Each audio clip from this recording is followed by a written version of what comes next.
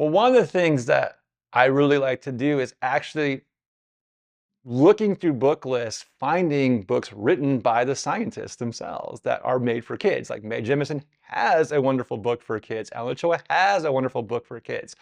So it tells them about their story.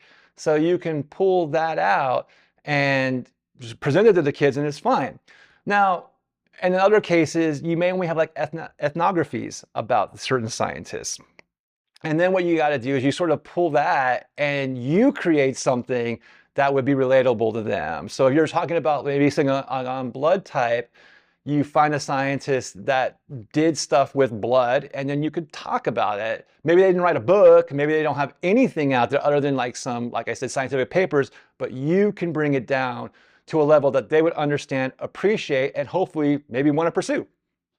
So I view myself as a role model in STEM, especially for my daughter who's 8 years old. So when I talk to her about STEM, I try to help her see how fun it is, how much I enjoy it myself. And when she has fun doing STEM things, I try to point that out to her so that she begins to see herself as someone who enjoys doing math, who enjoys doing science, who enjoys creating things and building things and engineering things. I think it's really important to bring in role models who actually do STEM, and in the literature that we show to show children a really broad representation of who can do STEM and who belongs in STEM. So when you bring in role models for children, the most important things are that the role models are people that the children can relate to, so that they can really see themselves as someone who would belong and who would succeed in STEM. So I think when we talk to students, it's really, really important to challenge them when we hear them supporting stereotypes. So we can say things like, why do you believe that? Is that fair?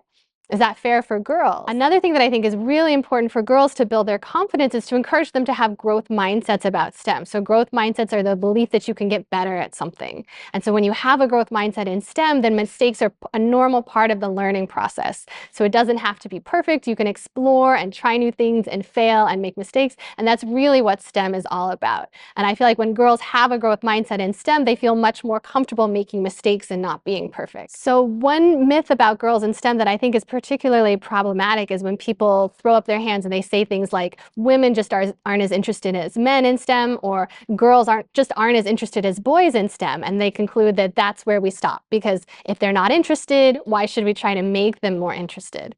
But the problem with that is that we don't come into this world with our interests fully formed, but our interests are really strongly influenced by our experiences and our beliefs and by the opportunities that we get.